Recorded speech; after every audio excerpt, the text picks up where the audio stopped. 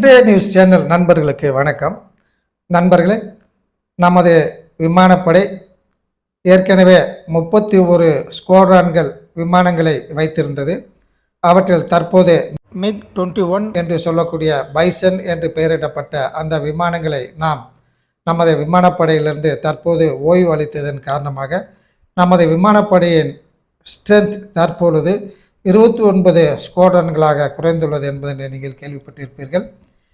ஒரு ஸ்குவாட்ரான் என்பது 16 அல்லது 18 விமானங்கள் அடங்கிய ஒரு தொகுப்பு, அதை ஸ்குவாட்ரான் என்று கூறுகிறோம். ஒவ்வொரு ஸ்குவாட்ரானுக்கும் நமது விமானப்படை வெவ்வேறு பெயரிட்டுள்ளது. தற்போது பாகிஸ்தான் நமது நாட்டினை இரு வழிகளில் தாக்குவதாக தற்போது முடிவு செய்து அதற்கான ஏற்பாடுகளை செய்து வருகிறது என்பதனையும் நீங்கள் பல ஊடகங்களில் கேள்விப்பட்டிருப்பீர்கள். நம்ம நாட்டின் மேற்கு பகுதியில் உள்ள பாகிஸ்தான் நமது நாட்டின் ராஜஸ்தான், ஜம்மு காஷ்மீர், பஞ்சாப் போன்ற பகுதிகளை தாக்குவதற்கும், கிழக்கு பகுதியிலிருந்து நம்ம நாட்டின் கிழக்கு பகுதியில் உள்ள 7 மாநிலங்களை அஸ்ஸாம், மணிப்பூர், மிசோரம், சிக்கிம் போன்ற மாநிலங்களை தாக்குவதற்கு வங்காளதேசத்திலிருந்து தனது இராணுவத்தை வைத்துக்கொண்டு அல்லது வங்காளதேசத்து இராணுவத்தை வைத்துக்கொண்டும் தனது இரு நாட்டு இராணுவங்களுடன் நம்ம நாட்டின் கிழக்கு பகுதியிலிருந்தும் மேற்கு பகுதியிலிருந்தும் ஒரே நேரத்தில் இந்தியாவை தாக்கலாம் என்று முடிவு செய்துள்ளது நண்பர்களே. இதே நேரத்தில் பாகிஸ்தானும் சீனாவும் 2 நாடுகளும் சேர்ந்து நமது நாட்டினை தாக்கக்கூடிய ஒரு நிலை ஏற்பட்டால் தற்போது சீனா அந்த நிலைமைக்கு வருவதாக இல்லை. ஏனென்றால் 2025ஆம் ஆண்டு தைவானை தாக்கி தைவானை தன்னுடன் இணைத்து கொள்ளப் போகிறது என்று 2-3 வருடங்களுக்கு முன்பாக சீனா திட்டமிட்டுள்ளது என்று பத்திரிகைகள் செய்தி வெளியிட்டன. 2030ஆம் ஆண்டு இந்தியாவை தாக்குவதற்கு திட்டமிட்டுள்ளது என்றெல்லாம் அப்போது 2-3 வருடங்களுக்கு முன்னால் பல ஊடகங்களில் செய்திகள் வந்தன நண்பர்கள். இதுவரை தைவானை தன் நாட்டுடன் இணைத்துக் கொள்வதற்கான எந்த விதமான முயற்சியையும் தற்போது வரை சீனா எடுக்கவில்லை. ஏனென்றால் சீனா எந்த நாட்டுடனுமே போருக்கு அவ்வளவு எளிதாக சென்று விடுவதில்லை. வியட்நாம் நாட்டுடன் போருக்கு சென்று அந்த சிறிய நாட்டினை வெற்றி கொள்ள முடியாமல் திரும்ப வந்தது தான் இந்த சீன அரசின் இராணுவம். அது மட்டும் இல்லாமல் தற்போது பிலிப்பைன்ஸ், வியட்நாம், ஜப்பான் போன்ற நாடுகளோடும் தாக்குதல் நடத்துவோம் என்று கூறிக்கொண்டு அந்த நாடுகளை எல்லாம் மிரட்டிக்கொண்டு தென் சீன பகுதி முழுவதுமே தனது கட்டுப்பாட்டில் வைத்துக்கொள்ள விரும்புகிறது. ஆகவே எந்த நாட்டுடனும் போருக்கு செல்லாமல் தனது படைகளை, தனது கப்பற்படை, தனது விமானப்படைகளை அந்த நாட்டின் எல்லைக்கு வரை உள்ளே சென்று அந்த நாட்டினை பயமுறுத்தி கொண்டே இருக்கின்றது. அந்த நாடுகள் சிறிய நாடுகள். ஆகவே உடனடியாக எதிர்த்து சீனாவுடன் போரிட்டால் அதிக செலவாகும் என்ற காரணத்தினாலும் அந்த நாடுகளின் பொருளாதாரம் பெருமளவில் வீழ்ச்சியடையும் என்ற காரணத்தினாலும் அந்த நாடுகள் தாக்கட்டும் பார்க்கலாம் என்று தனது நாட்டின் பாதுகாப்பிற்காக வியட்நாம் உட்பட, பிலிப்பைன்ஸ் உட்பட, தைவான் உட்பட தனது நாட்டுக்கு தேவையான ஆயுதங்களை வாங்கி கூத்து கொண்டிருக்கின்ற நண்பர்கள். அதே போன்று இந்தியாவிடம் 2030ஆம் ஆண்டு போர் தொடுக்குமா என்றால் அதுவும் நடக்கக்கூடிய வாய்ப்பு இல்லை என்றே தெரிகிறது நண்பர்களே. இனியும் 5 வருடத்திற்கு அவ்வாறான சூழ்நிலை ஏற்படுவதற்கான வாய்ப்பு இல்லை. ஏனென்றால் தற்போதுதான் சீனாவின் பொருளாதாரம் சற்று எழுந்து மேலே செல்லலாமா என்று பார்த்து கொண்டிருக்கின்றது. இந்த நேரத்தில் இந்தியாவுடன் சண்டைக்கு வந்தால் அந்த நாட்டின் பொருளாதாரம் அதிக அளவில் பாதிக்கப்படும். அது மட்டும் இல்லாமல் இந்தியாவை அது வெற்றி கொள்ள முடியுமா என்ற ஒரு சந்தேகமும் அதற்கு அதிக அளவில் உள்ளது நண்பர்களே. தைவானையே இதுவரை இணைத்துக் கொள்வதற்கான எந்த விதமான நடவடிக்கையையும் அது எடுக்கவில்லை. தைவான் நாட்டு எல்கை வரை தனது விமானங்களையும் தனது கப்பல்களையும் அனுப்பி அந்த நாட்டை பயங்காட்டி கொண்டே இருக்கின்றது. அவ்வாறு தான் தைவான் வரை தனது கடற்பரப்பு முழுவதுமே தனக்கு சொந்தம் என்று கூறிக்கொள்ளும். ஒரு காலத்தில் தைவான் எனது நாடு என்று சொல்லிக்கொண்டு தனது படைகளை உள்ளே அனுப்புவதற்கு முயற்சிக்கலாம். ஆனால் அது முயற்சிக்க முடியாத சூழ்நிலையில் தற்போது சீனா உள்ளது நண்பர்கள். அதே போன்று இந்தியாவை எவ்வாறாவது பயங்காட்ட வேண்டும், இந்தியா நமக்கு எதிராளியாக வந்துவிடக்கூடாது என்ற ஒரு காரணத்தினால் ஏராளமான ஆராய்ச்சி கப்பல்களையும் நீர்மூழ்கி கப்பல்களையும் நமது நாட்டின் தென்பகுதியில் இந்திய பெருங்கடலில் இருந்து கொண்டு நமது நாட்டினை அவ்வாறு கண்காணித்து அடிக்கடி நமது நாட்டிற்கு பிரச்சனைகளை கொடுத்து கொண்டு வருகிறது என்பதனையும் நீங்கள் கேள்விப்பட்டிருப்பீர்கள். ஏனென்றால் நம்ம நாட்டின் வடபகுதியிலிருந்து அவ்வளவு எளிதாக நம்ம நாட்டினை சீனாவின் விமானப்படை வந்து தாக்குவது என்பது சற்று சிரமமான ஒன்று. அதே போன்று தற்போது இந்திய பெருங்கடலில் நமது நாட்டின் இராணுவமும் கப்பற்படையும் அதிக அளவிலான நீர்மூழ்கி கப்பல்களை சுமார் 21 எண்கள் நீர்மூழ்கி கப்பல்களை தற்போது அங்கே நிலைநிறுத்தியுள்ளது. அது மட்டும் இல்லாமல் சென்ற வாரம் நீங்கள் கேள்விப்பட்டிருப்பீர்கள், பாகிஸ்தானுக்கு ஆபரேஷன் சிந்தூர் போர் நடந்தபோது பாகிஸ்தான் நாட்டிற்கு தனது கப்பல் ஒன்றினை அனுப்பியதோடு மட்டுமில்லாமல் போர் தொடங்குவதற்கு 2-3 நாட்களுக்கு முன்பாக 3 விமானங்களில் அந்த நாட்டிற்கு தேவையான ட்ரோன்கள் மற்றும் தாக்குதல் ஆயுதங்களை துருக்கி நாடு அனுப்பியதை நீங்கள் கேள்விப்பட்டிருப்பீர்கள்.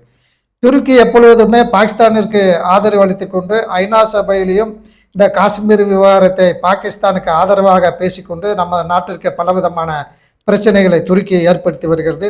இதன் காரணமாக துருக்கியை எவ்வாறாவது அடக்க வேண்டும் என்ற காரணத்தினால் துருக்கிக்கு அருகில் உள்ள துருக்கியின் எதிரி நாடுகளான கிரீஸ், ஆர்மேனியா, சைப்ரஸ் போன்ற நாடுகளுக்கு நமது நாடு அதிக அளவிலான இராணுவ ஒத்துழைப்பை வழங்க உள்ளது. அந்த நாடுகளுக்கு நமது பிரதமர் நேரடியாக சென்று அந்த நாட்டுடன் பேச்சுவார்த்தை நடத்தினார் என்று நீங்கள் கேள்விப்பட்டிருப்பீர்கள். இதில் முக்கியமானது, நம்ம நாட்டின் கப்பற்படை சேர்ந்த கப்பல் ஒன்று கிரீஸ் நாட்டிடம் சேர்ந்து கொண்டு அந்த நாட்டு கப்பலுடன் சேர்ந்து கொண்டு போர் ஒத்திகை செய்ய செல்கிறது என்ற ஒரு காரணத்தின் மூலம் மத்திய தரைக்கடல் பகுதி வழியாக, செங்கடல் மத்திய தரைக்கடல் பகுதி வழியாக கிரீஸ் நாட்டிற்கு செல்லும் பொழுது அந்த கப்பல் வராத வகையில் துருக்கி நாட்டின் கப்பல்கள் எதிர்கொண்டன. ஆனால் நமது நாடு அதிகமாக எச்சரித்தது, ஒன்று வழிவிடுங்கள், இல்லை என்றால் எங்கள் கப்பலில் உள்ள அனைத்து வகையான மிக சிறந்த ஆயுதங்களை துருக்கி எதிராக பயன்படுத்த வேண்டியிருக்கும் என்று நமது கப்பற்படை எச்சரித்ததன் காரணமாக துருக்கி நாட்டின் கப்பல்கள் எந்த பிரச்சனையும் செய்யாமல் அமைதியாக இருந்து விட்டன.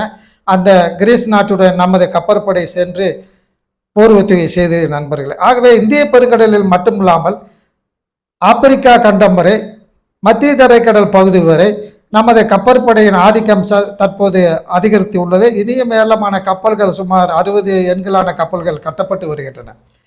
ஆகவே விமானப்படையும் மிக சிறந்த விமானப்படையாக இருக்க வேண்டும் என்ற காரணத்தினால் பாகிஸ்தான் சீனாவிடமிருந்து 5ஆம் தலைமுறை விமானமான J-35 என்ற விமானத்தை சுமார் 40 எண்கள் வாங்க உள்ளது என்ற செய்தி நிச்சயமாக வாங்கும் என்ற செய்தியும் வந்து கொண்டிருக்கின்றது. நம்மிடம் 5ஆம் தலைமுறை விமானம் இல்லை என்பதனை நமது இன்றைய நியூஸ் சேனல் நண்பர்கள் அறிவீர்கள். உடனடியாக ரஷ்யாவிடமிருந்து வாங்கலாம் என்ற ஒரு பேச்சு அடிபட்டு வந்தது. ஏனென்றால் அமெரிக்காவிடம் வந்து வாங்குவதாக இல்லை. அமெரிக்காவை இனியும் ஒரு 100 வருடங்களுக்கு எந்த விதமான செய்கைகளிலும் நம்ப முடியாது என்ற ஒன்றினை திரு ட்ரம்ப் அவர்கள் தற்போது நிரூபித்தார் என்பதனை நமது இன்றைய நியூஸ் சேனல் நண்பர்கள் நன்கு அறிவீர்கள். ஆகவே அமெரிக்காவிடம் ஆயுதங்களை வாங்காமல் ரஷ்யாவிடம் Su-57E என்று சொல்லக்கூடிய 5ஆம் தலைமுறை விமானம், ஸ்டெல்தி விமானம் என்று கூறப்படுகிறது. 2 என்ஜின்கள் பொருத்தப்பட்ட விமானம், ஏவியானிக் சிஸ்டம் மிக சிறந்ததாக உள்ளது. ஹைப்பர்சோனிக் மிசைலை பயன்படுத்தலாம். அனைத்து வகையான தொழில்நுட்பங்களையும் அது நமது நாட்டிற்கு தந்து விடுகிறது. நம்ம நாட்டிலேயே உற்பத்தி செய்து கொள்ளலாம்.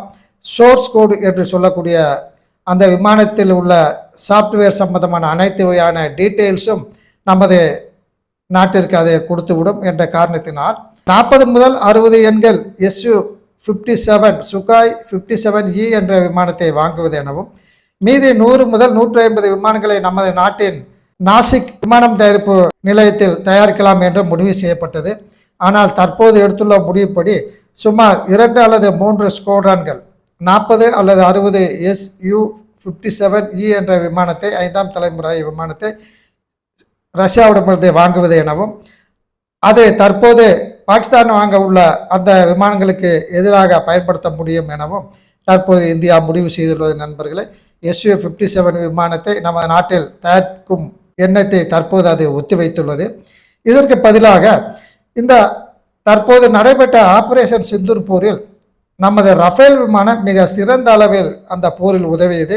அதிக தொலைவில் இருந்து கொண்டு ராம்பேஜ் என்று சொல்லக்கூடிய ஏவுகணைகள், ராக்ஸ் என்று சொல்லக்கூடிய ஏவுகணைகள், பிரம்மோஸ் வகை ஏவுகணைகள் ஆகியவற்றை நம்ம நாட்டின் உட்பகுதியில் 300 கிலோமீட்டருக்கு உள்ளேயே இருந்து கொண்டு பாகிஸ்தானில் உள்ள முக்கியமான தளங்களை தாக்கி அளிப்பதற்கு ரஃபேல் விமானம் அதிக அளவில் பயன்படுகிறது.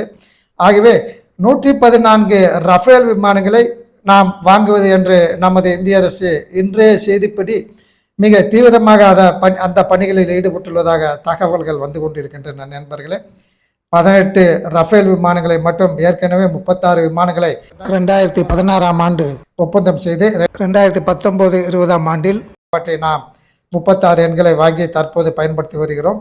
ஆகவே தற்போது 18 எண்களை அந்த 36 எண்களுடன் சேர்த்து வாங்கிக் கொள்வது எனவும் மீதி 96 விமானங்களை நமது உள்நாட்டிலேயே தயாரிப்பது எனவும் முடிவு செய்துள்ளதாக தற்போது செய்திகள் கூறுகின்றன.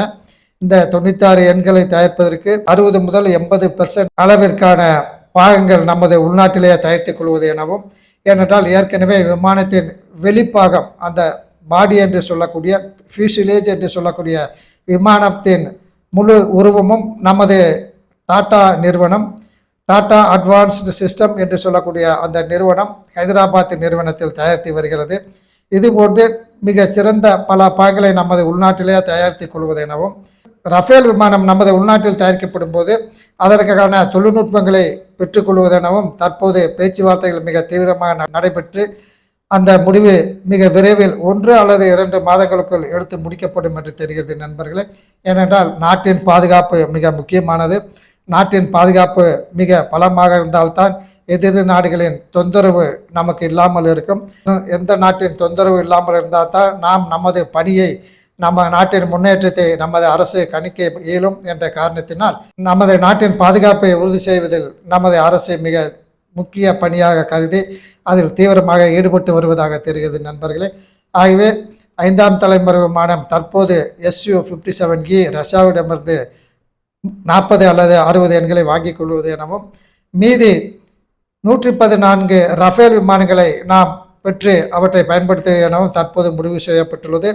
2028ஆம் ஆண்டு நமது உள்நாட்டிலே தயாரிக்கப்பட்டு வரும் 5ஆம் தலைமுறை விமானம் AMCA என்று சொல்லக்கூடிய விமானம் முதல் விமானம் பறக்க விடப்பட்டு 2030-32ஆம் ஆண்டிற்குள் நமது விமானப்படையில் அந்த விமானங்கள் மிக விரைவில் சேர்க்கப்படும் என்ற ஒரு பிளான் உள்ளதால் நாம் 5ஆம் தலைமுறை விமானங்களை ரஷ்யாவிடம் அதிக அளவில் வாங்க வேண்டாம் என்ற ஒரு முடிவு எடுக்கப்பட்டுள்ளதாக தெரிகிறது நண்பர்களே. இத்துடன் இன்றைய நியூஸ் இந்த வீடியோ செய்தியை முடித்துக்கொள்ளலாம். நன்றி, வணக்கம். இதுபோன்ற இராணுவத்தின் வளர்ச்சி, நாட்டின் வளர்ச்சி, பொருளாதார வளர்ச்சி போன்ற செய்திகளை உடனுக்குடன் தெரிந்து கொள்ள இன்றைய நியூஸ் சேனலுக்கு சப்ஸ்கிரைப் செய்து கொள்ளவும்.